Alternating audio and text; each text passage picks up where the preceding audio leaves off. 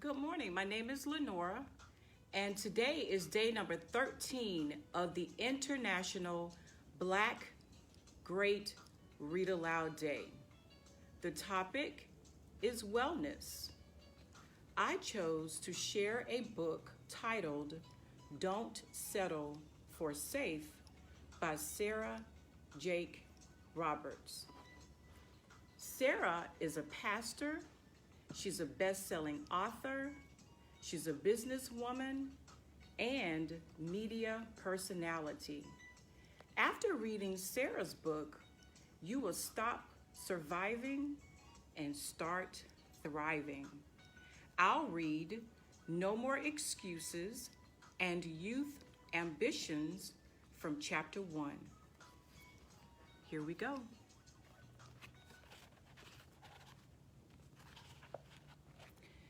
This is the moment that will change your life forever. You are finally becoming the person you always knew you could be.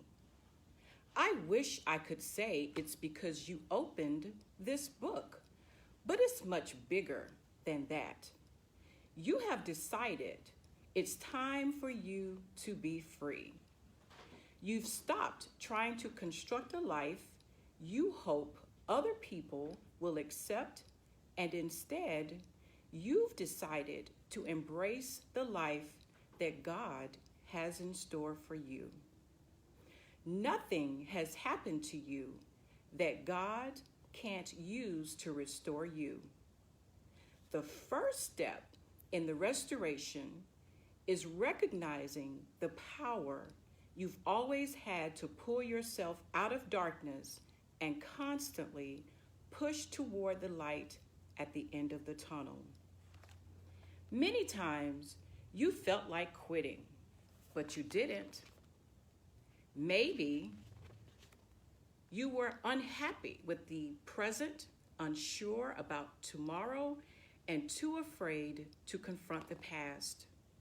Maybe, like me, you thought, if only I hadn't expected so much, then the pain wouldn't have to be so great. You've wondered if you should lower your expectations. One of life's greatest tests is resisting the urge to cave into the pressure of that kind of frustration. And you've resisted. You're still dreaming big. Despite the many tears that threatened to dilute it, your faith did not dissolve. Your heart is still pumping. Your pulse is a sign that this world needs you. All of your achievements, confusion, accolades, issues, awards, and pain prepared you for the journey. You know you were made for so much more than this. Long before you became aware that life could be more bitter than sweet, you believed that nothing was impossible. The success of this book relies on you connecting with every part of you, especially the pieces that have been buried behind a smile. I want to speak to the purest, most innocent vision of you. I want to speak to the child who once believed she could jump off of her bed and fly. I want to speak to the person who was so afraid of the dark that she needed her door cracked to let in a glimmer of light. Remember how you laughed without fear of how your joy would sound to other people, and cried without concern that other people would think you were weak? You were fully alive. You felt everything and didn't need anything to numb you from your reality. I hate that you've adjusted to the pain. Maybe, like me, you grew to a place where you hid your feelings. Perhaps even from yourself. But as much as I might wish away the hurts that changed you, the truth is that hurts created some of the most beautiful parts of your heart. That's right. You are armed with more wisdom, discernment, awareness, confidence, and joy that the innocent and delicate person you once were.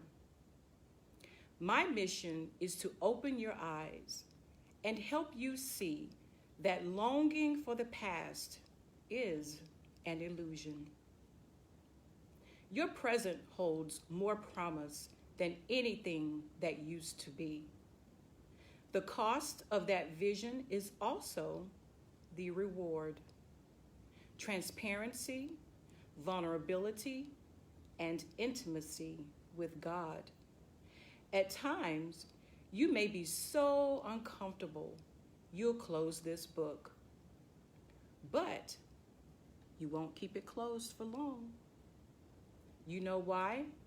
Your soul is begging for you to leave a door cracked, wide open, so that light can shine through.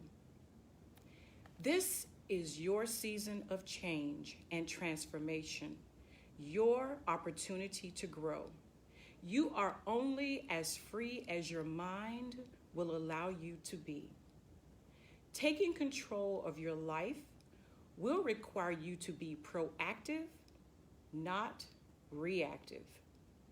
But the power of this book cannot be unlocked unless it is read with an open heart and mind. For positive change to take place within your soul, no area can be off limits for examination.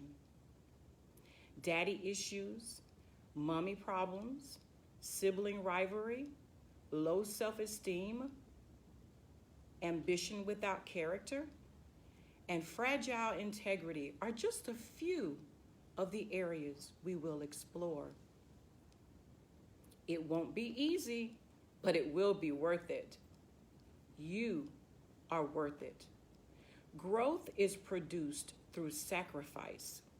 It requires that you release the comfort of your last phase and learn the distinctions of the new one.